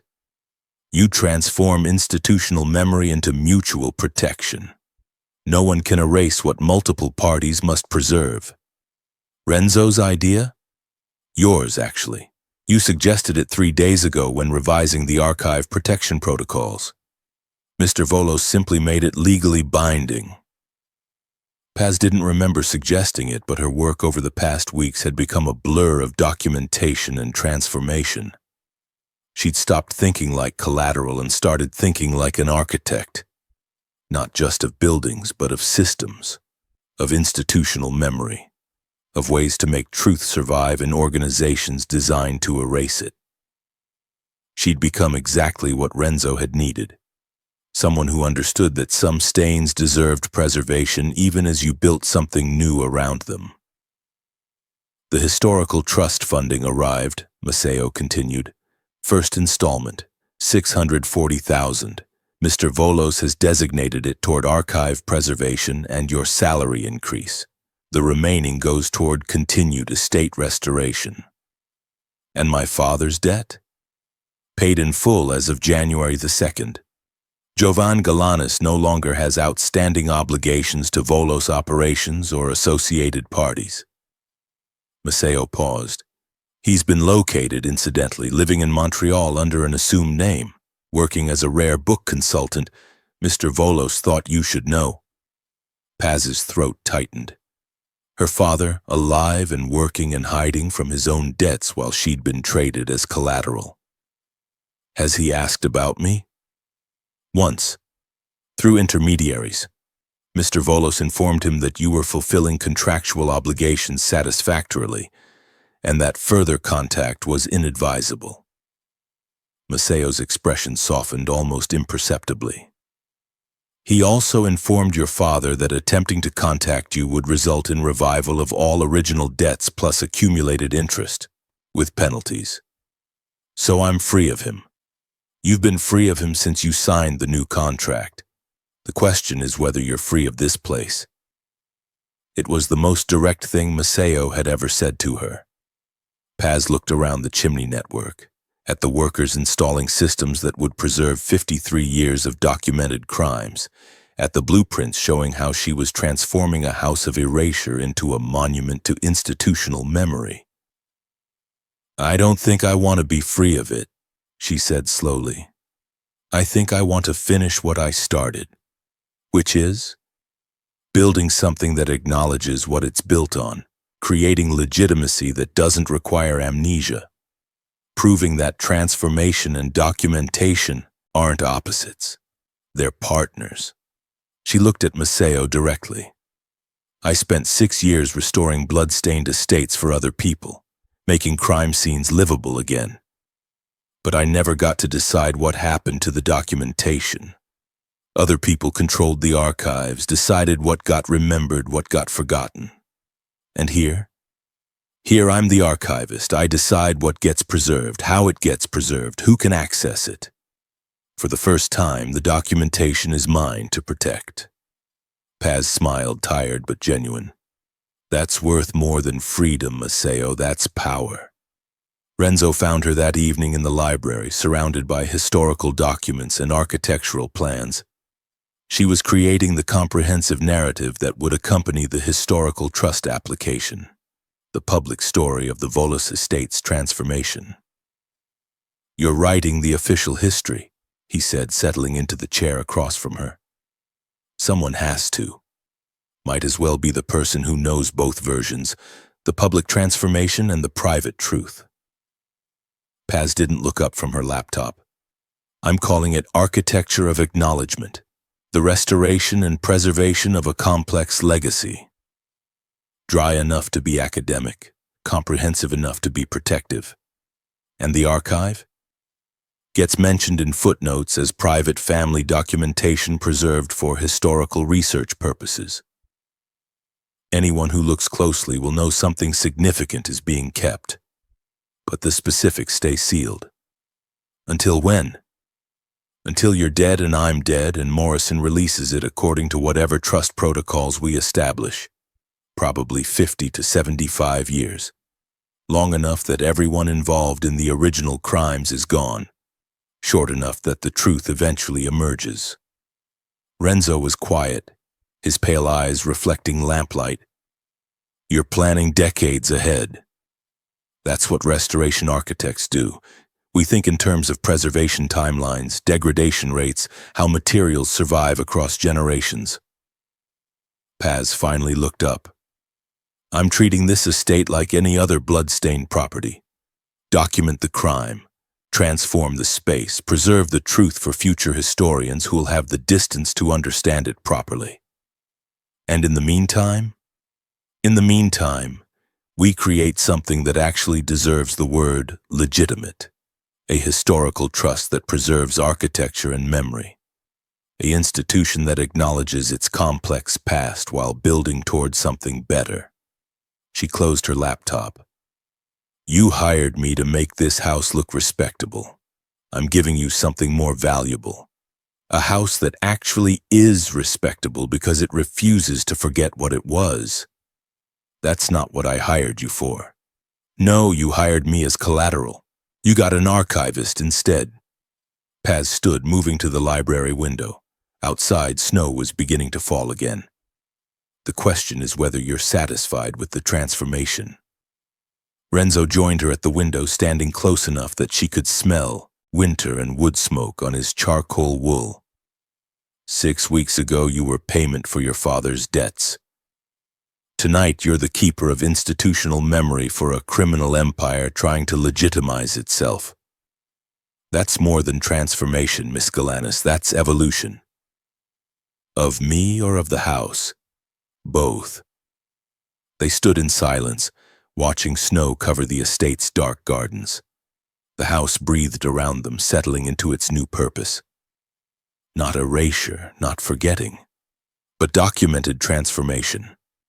The kind that required acknowledging what came before while building something new that could actually sustain the weight of its own history. Ondine called, Renzo said quietly. She wants to speak with you, says she can explain why she signed the contract. I don't want to hear her explanations. I told her you'd say that. She persisted, said she did it to protect you from something worse, that your father's other creditors weren't as civilized as Volos operations. Paz laughed, cold and sharp. She sold me to criminals to protect me from criminals. That's not protection. That's just choosing which monster gets to devour you. Is that what you think I am? A monster? She turned to look at him, this soft-spoken man in heavy wool who ruled through whispers and documentation, who kept archives of crimes while committing new ones, who'd saved her life using the exact techniques she used to restore crime scenes. I think you're someone who understands that monsters don't stop being monsters just because they start keeping better records, she said carefully. But I also think someone who documents his own monstrosity might be capable of transforming into something else. Eventually. And you're willing to stay while that eventual transformation happens? I'm willing to stay because I'm part of the transformation now. I'm not just documenting your family's history, I'm building its future. The archive, the trust, the legitimate face you show the world. That's mine. I created it, and I'm not walking away from my work. Even though the work involves legitimizing crimes, the work involves acknowledging crimes while transforming the structures that enabled them. There's a difference. Paz returned to the desk, pulling up a document on her laptop. Look, Section 12 of the trust application. I've included mandatory annual ethical audits. Section 19 requires transparency reports on all property acquisitions. Section 23 establishes a whistleblower protection protocol for anyone who discovers illegal activities. Renzo moved closer, reading over her shoulder. You're building accountability into the legitimacy structure. I'm building sustainability. Legitimacy without accountability is just better camouflaged crime. It collapses eventually. But legitimacy with embedded ethical oversight, that can actually survive, maybe even transform into something genuine over time. You think a criminal empire can become legitimate? I think any organization can transform if it acknowledges what it was, preserves that memory, and builds new systems that prevent repeating old patterns. It's exactly what I do with blood-stained estates. Paz met his eyes. The question is whether you actually want to transform or whether you just want prettier covering for the same old stains. Renzo stared at her for a long moment. Then he did something she'd never seen. He smiled. It was small, almost invisible, but it reached his pale eyes and made him look younger. Human. Casper thought selling you to the Resnicks made sense because they'd use you to erase without documentation. But he missed what makes you actually valuable. Renzo's voice dropped to its usual whisper. You don't just erase or document, you transform. You take something blood-stained and broken and you build something new that acknowledges the blood while creating space for people to live again. That's rarer than erasure, rarer than documentation. That's actual restoration. And you want that for this house? I want that for this family, this organization, this entire structure of documented crimes pretending at legitimacy. He returned to the window, silhouette dark against falling snow.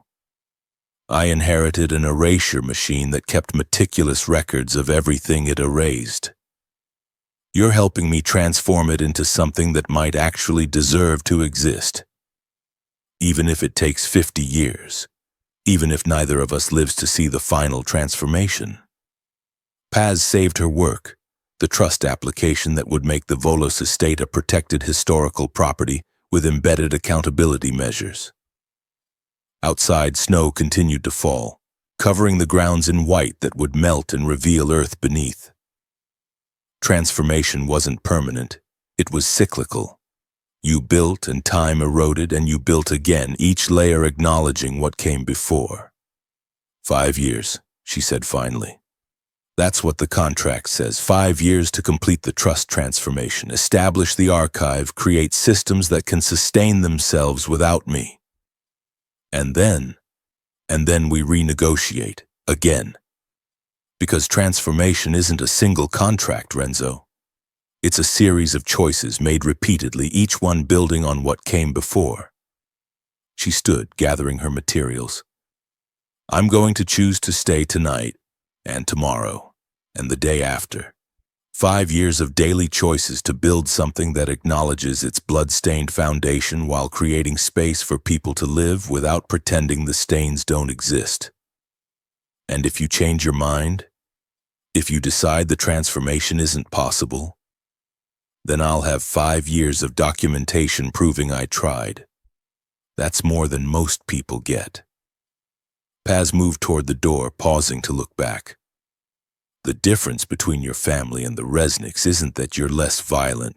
It's that you document, you remember, you preserve truth even when preserving it creates risk. That's not much, but it's enough to build on. She left him standing at the window, watching snow cover an estate that was slowly, painfully transforming from erasure machine to memory palace, from criminal empire to documented institution. From blood-stained foundation to acknowledged architecture, it would take more than 5 years, probably more than 50. But transformation always did. On New Year's morning, 2 weeks after Casper's arrest, Paz stood in the restored archive room, the sealed chimney network, now climate-controlled and secure, and uploaded the final documents to the system. 53 years of Volos cleanings, every crime documented, every transformation recorded, every stain acknowledged even as it had been covered. All of it preserved in a space that officially didn't exist, protected by biometric locks and external oversight and the kind of institutional architecture that could outlive the people who created it. Morrison arrived at 10 a.m. to finalize the trust paperwork. She toured the estate, praised Paz's restoration work, signed documents establishing the Volos Historical Trust as a protected property. She never saw the archive. That wasn't part of the public-facing work, but she knew it existed. That was enough. "You've done something remarkable here," Morrison said as she prepared to leave. "Most restoration projects either erase the difficult parts or fetishize them. You found a third path, acknowledgement without exploitation, memory without voyeurism. That's the future of historical preservation." After she left, Paz returned to the library where she'd spent so many hours documenting and transforming. Renzo was there, reading through the finalized trust documents. "It's done," he said quietly. "The estate is officially protected, the archive is established, the transformation is legally binding." "The structure is done," Paz corrected. "The actual transformation will take decades, but we've built the foundation for it." "We." Renzo looked at her. "You keep saying we now. Because it's true, this isn't your house or my project anymore. It's something we're building together, a documented transformation, an architecture of acknowledgement." She moved to stand beside him at the window. Their window now where they'd stood so many times watching snow fall while planning how to transform crime into memory. "That's what partnerships are, Renzo. Mutual transformation. You're changing me as much as I'm changing this place." "Into what?" "Into someone who understands that restoration isn't about returning to some imagined perfect past. It's about acknowledging what actually happened. All of it. The beautiful and the terrible, and building something new that can carry the weight of that history forward." Paz smiled, tired but genuine. "My name means peace. I spent 28 years thinking that was ironic. Turns out it's just complicated. Peace isn't the absence of violence. It's what you build after violence when you refuse to forget it happened." Renzo was quiet for a long moment. Then he extended his hand, not to shake, but palm up, an offering. Paz took it, her fingers interlacing with his, and they stood together watching snow fall over an estate that was slowly, painfully becoming something that might actually deserve the word home. For the first time since Christmas Eve, since that text message that changed everything, Paz understood what her stepmother had actually done.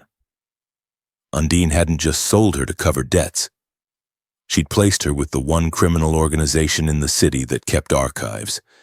That documented, that believed some stains deserved to be remembered. It was still betrayal, still violence, still wrong. But it was also, inadvertently, the right kind of wrong for someone whose specialty was transforming blood-stained estates into places where people could live again. Paz Galanis had come to the Volos estate as collateral, payment for her father's debts, traded like property. Valued for her skills, but not her humanity. She was staying as something else, the architect of institutional memory, the keeper of documented truth, the woman who'd proven that some foundations could be transformed even when they were built on murder. Her phone buzzed, a message from Matteo. Contractors requesting approval for final archive sealing. Proceed? Paz looked at Renzo, at their joined hands, at the house breathing around them with all its documented crimes and fragile transformations. "Seal it," she said. "Make it permanent. Make it last." She sent the message and returned her attention to the window, to the snow. to the man whose whispers held more power than most people's shouts. 5 years, she said quietly. And then we renegotiate. 5 years, Renzo agreed. And every day between now and then. They stood together as the archive sealed, as the trust finalized, as the transformation they'd built became legally protected and architecturally preserved. Outside, the world celebrated new years and fresh starts and the comforting fiction that the past could be left behind. Inside the Volos estate, Paz and Renzo built something more honest, a future that acknowledged its blood-stained past, preserved that memory even as it transformed, and created space for people to live in the complicated truth between erasure and exposure. It wasn't redemption, it wasn't even forgiveness. But it was restoration. Real restoration, the kind that required understanding that some stains deserved to be documented, remembered, and transformed into something new that could actually bear the weight of what came before. Paz Galanis, the woman who'd been traded as Christmas collateral, had become the architect of peace in a house built on violence. And for the first time since her name was given, peace didn't feel ironic, it felt earned. Okay, this story has come to an end. If it touched your heart in any way, leave a like and share it with someone who also enjoys emotional stories. New stories are coming soon. Until then, I'll be in the comments. Let's talk about this ending.